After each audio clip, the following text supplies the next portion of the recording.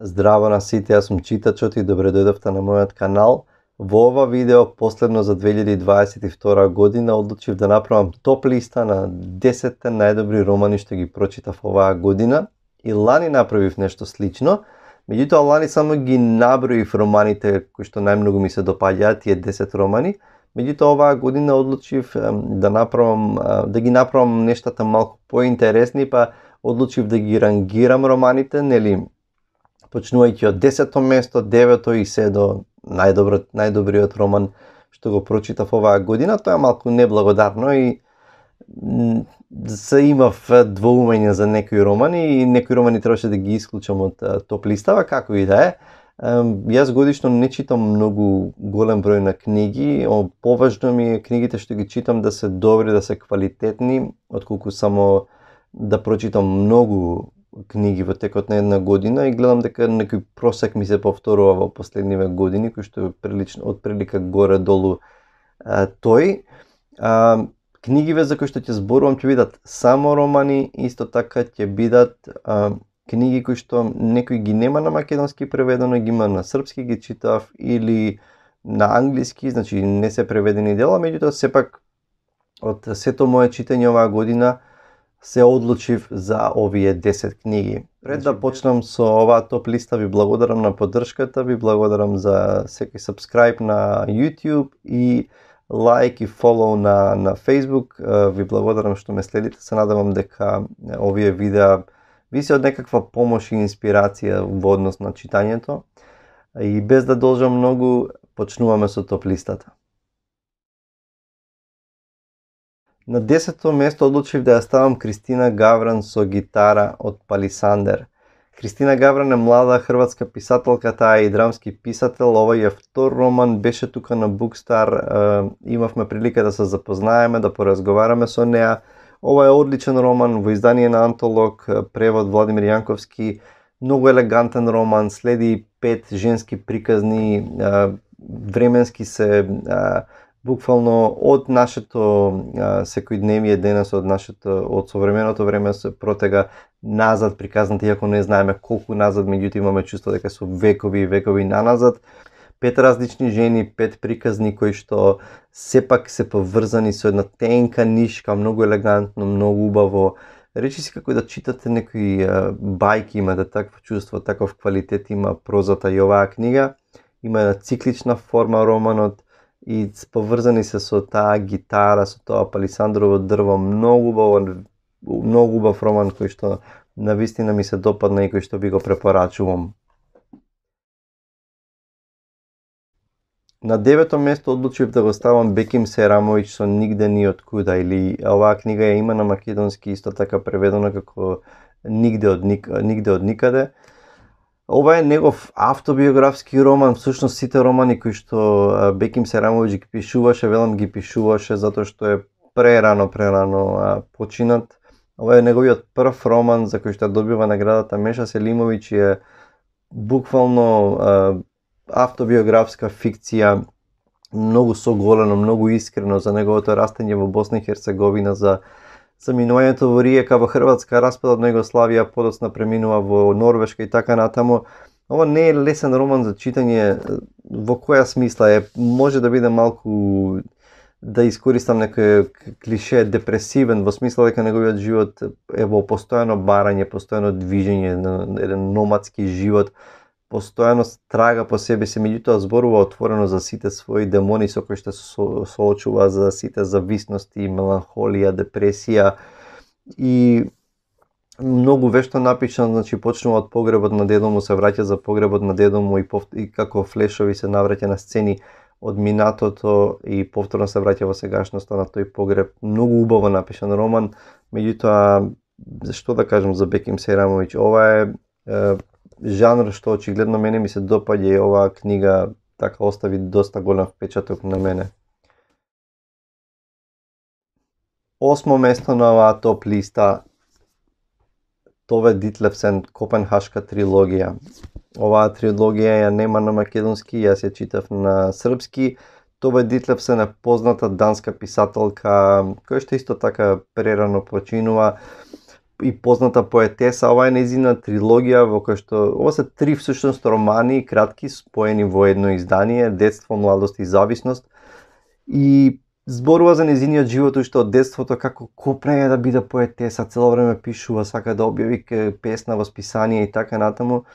Значи, нејзиниот живот сам по себе е обичен живот, да речеме, меѓутоа и она што ја прави оваа трилогија, барем според мене, посебна, е начинот на кој што таа и пристапува на прозата, начинот на кој што пишува Тове Дитлевсен е исповеден, меѓутоа речи си рамнодушно исповеден, да искрено, без вознемирување, без лажна патетика, едноставно пишува, меѓутоа има таква поетика во нејзиното пишување што е задоволство да се чита. Значи, има некаква магија во оваа трилогија која што не е само во случувањата во нејзиниот живот, туку како таа зборува за својот живот, и тоа го прави оваа трилогија посебна. Ако имате прилика да ја читате, ви ја препорачувам.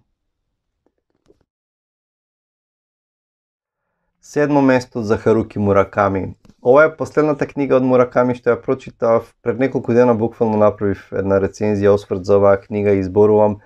Ова е Мураками, веројатно најкомплексното дело на Мураками кој што го имам прочитано. Се уште сметам дека Норвешка шума му е најдобар роман, меѓутоа Норвешка шума е сосема различен роман од ова. Ова е Мураками во негов елемент, еден од неговите најпознати романи, иако е издаден во 97 година, мислам. Тука има магичен реализам, има надреализам, има соништа, подсвесното, има потрага, има роман во роман, има навраќање на минатото, има се шири приказната на сите страни, и мислам дека да не должам многу за Мураками, можете да го гледате видеото, меѓутоа ако сте фан на Мураками, ај да не сте фан на Мураками, ова е книга што мора да се прочита. На шесто место одлучив да го ставам Вернер Херцог со За одењето на мраз, а тоа е, ова тешко е дека ова не е искрено, ова не е роман, меѓутоа толку ми се допадна и ми се допадна како ја пишува. Инаку Вернер Херцог е познат режисер германски, реално не е ни писател, меѓутоа ова е неговото патување. Ајде ти ви прочитам сосема краток пасос да видите за што станува збор. Тој вели: на крајот на ноември 1974 година ми се јави еден пријател од Париз и ми рече дека Лоте Ајзнер е тешко болна и дека најверојатно ќе умре. Реков дека тоа не смее да се случи, не во овој момент. Германскиот филм сега се уште не би можел да се лиши од неа. Не би смееле да ја дозволиме нејзината смрт. Зедов палто, компас и спортска торба со најнеопходните нешта. Чизмите ми беа толку цврсти и нови што имав доверба во нив. Тргнав по најдиректниот пат за Париз, цврсто уверен дека таа ќе остане жива ако дојдам пеш. Освен тоа сакав да бидам и сам со себе. Оно што го напишав по пат не беше наменето за читателите. Сега, 4 години подоцна, кога повторно го зедов малиот бележник Врака, бев необично трогнат, а желбата да им го покажам текстот и на другите, мене непознатите, го надвладеа стравот да ја отварам вратата толку широко за туѓите погледи. Изоставив само неколку крајно приватни забелешки. Тргнува Вернер Херцог да патува и патува од 23 ноември до 14 декември 1974 година. Патува по дожд, патува по улици, по автопати и многу интересно со неговото режисерско око како ги забележува некои детали, не се обидува да ги украси, не се обидува да влага во некакви непотребни описи, меѓутоа како што гледа надвор, така гледа и навнатре и доживува, не би рекол трансформација, меѓутоа тоа патување не е воопшто едноставно и влијае врз него. Многу интересна книга која што навистина ми се допадна. На петото место, на високото пето место се наоѓа една локална авторка Елена Филиповска и нејзиниот роман Идол над зидот. Иако кога напишав на Facebook дека ќе биде дел од ова видео, беше зачудена и не се веруваше. Меѓутоа јас мислам дека е сосема заслужено. Ова беше еден од најдобрите романи што ги прочитав оваа година. Една дистописка новела во која што Скопје е во центарот и Југославија никогаш не се распаднала, социјализмот како уредување никогаш си постои се уште, меѓутоа она што ми се допадна е нејзината креативност, нејзината замисла, и атмосферата која што му ја дала на овој роман, во овој роман. Знам дека можеби пристрасно гледам затоа што може овој роман има сентиментална вредност за мене во смисла затоа што се зборува за места и време кое што ме асоцираше на некои делови од мојот живот и јас сум живеел, сум се движел на истите места. Меѓутоа сепак пето место за креативноста, за идејата, за ликовите и се надевам дека некој ќе се реши да сними. Има материјал и потенцијал овој роман за една многу добра серија, скапа со добра продукција, мини серија која што мислам дека многу фино тоа би изгледало. На четвртото место е еден норвешки автор кој што кај нас мислам дека не е многу позната, тоа е Тарјеи Весос, а ова е неговиот роман The Birds на англиски или Птиците. Тарјеи Весос е еден од најпознатите норвешки писатели покрај Кнут Хамсун и некои други, зборувам од постарата школа. Исто така е познат, веројатно негов најпознат роман е Снежната палата, меѓутоа ова е еден многу би рекол субтилен, минималистички роман за кој што Карл Овек Наус го рекол дека е најдобриот норвешки роман кој што кога било е напишан. Се работи за брат и сестра кои што живеат на нивната семејна куќа. Братот е во своите доцни 30 години, меѓутоа сега би рекле дека има некаква форма на аутизам во тоа време. Луѓето го сметаат, го земаат за подсмев, сметаат дека е едноставно дека не е созреан, дека има некакви ментални проблеми, меѓутоа го гледаме светот, сосема накратко, гледаме како тој го поима светот и како од целото негово обкружување на некој начин комуницира и природата и птиците и една многу едноставна приказна, но многу моќно раскажена, многу минималистички, баш во скандинавски стил и ќе видите ако имате прилика или се надевам дека некој ќе преведе нешто од Тарјеи Весос на македонски. Значи ова е едно многу добро дело. На третото место се наоѓа Агота Кристоф со незината трилогија, повторно трилогија и повторно писателка. Агота Кристоф е унгарска писателка која што живее добар дел од животот и во Франција и пишува на француски всушност. Трилогијата, имам видео снимено за оваа трилогија, можете да го видите тоа на каналот. Тоа се големата тетрадка, доказот и третата лага. Приказна за двајца браќа која што приказната ги следи од нивното детство, меѓутоа она што е гениално, прво со каква директност пишува и треба да ја прочитате големата тетрадка за да знаете за што станува збор, меѓутоа она што е најизмамливо кај Агота Кристоф е што ќе претпоставувате на каде ќе се движи приказната за овие двајца браќа, нели во Унгарија, Втората светска војна, како и да е. Меѓутоа каде подоцна ќе ве однесе Агота Кристоф во оваа трилогија и што ќе ви направи, буквално ќе ве остави да се чудите што ве снашло. Агота Кристоф во ова издание на Сигма Прес, се надевам дека некојаш ќе ја реобјават во поубава корица и можеби во едно издание со некоја убава корица затоа што Агота Кристоф го заслужува тоа. На второто место се наоѓа романот Солзите на ангелите или моето искуство беше како The Sorrow of Angels од Јон Калман Стефансон. Сними видео и за Јон Калман Стефансон, исландски писател. Повторно и ова е дел од трилогија, одлична трилогија, меѓутоа ова мене ми беше најомилениот дел од таа трилогија.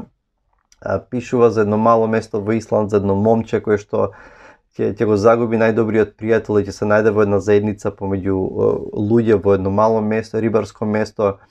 Меѓутоа прозата на Стефансон е толку поетска, толку минималистичка, толку е убава и тие описи на природата, не борбата на човекот со природата, за борбата, не само таа сурова борба, туку и желба, тешки филозофски прашања, таа желбата за убавото, за поезијата, за уметноста, наспроти нагонот да се опстане во тие сурови места. Ова е според мен едно ремек дело кој што не знам колку луѓе ќе го препознаат како ремек дело, меѓутоа според мене ова е нешто феноменално. И на првото место, на самиот врв, се мислев кого да го ставам, имав двоумење, меѓутоа сепак се одлучив за Ласло Красна Хорка и Сатан Танго. Ласно красна хорка и може да го читате на македонски. Имам и видео за Europe for Culture снимено за него. Изборувам таму и за Меланхолија на отпорот и за Сатан Танго. Сатан Танго е неговиот прв роман на кој што подоцна се Меланхолија на отпорот се надоврзува. Тоа се два слични романи во првата фаза на неговото творештво. Ова е еден тежок, меѓутоа гениален роман за едно мало место во Унгарија. Не знаеме ни како се вика местото, ни каде точно се наоѓа, меѓутоа за една група луѓе кои што живеат таму од почетокот на крајот од почетокот на романот до крајот. Врне, има кал и филмот на Белатар, црно-бел филм. Луѓе кои што чекаат некој да ги извади од таа ситуација, кои што се постојано роман на исчекувањето да дојде некој да ги извади од таа ситуација и ќе дојде некој и ќе видите што ќе се случи, што ќе им направи тој така наречен месија, измамник кој што ќе дојде во тоа место.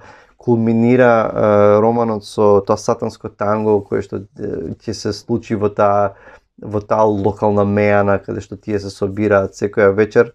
Ласло Красна хорка е еден од најдобрите унгарски, во моментов можеби и најдобриот унгарски писател. Ова е неговото прво дело, го нема на македонски, се надевам некој ќе го издаде. Ова беше мојот избор за најсериозен, најдобар роман за оваа 2022 година. Значи тоа беше мојот избор, 10 книги кои што одлучив да ги ставам во овој избор, сметајќи дека се најдоброто нешто што го прочитав оваа година. Ви посакувам да имате убави празници, ви посакувам среќна нова 2023 година и многу добри прочитани книги. Чувајте се и се гледаме со наредното видео. Чао!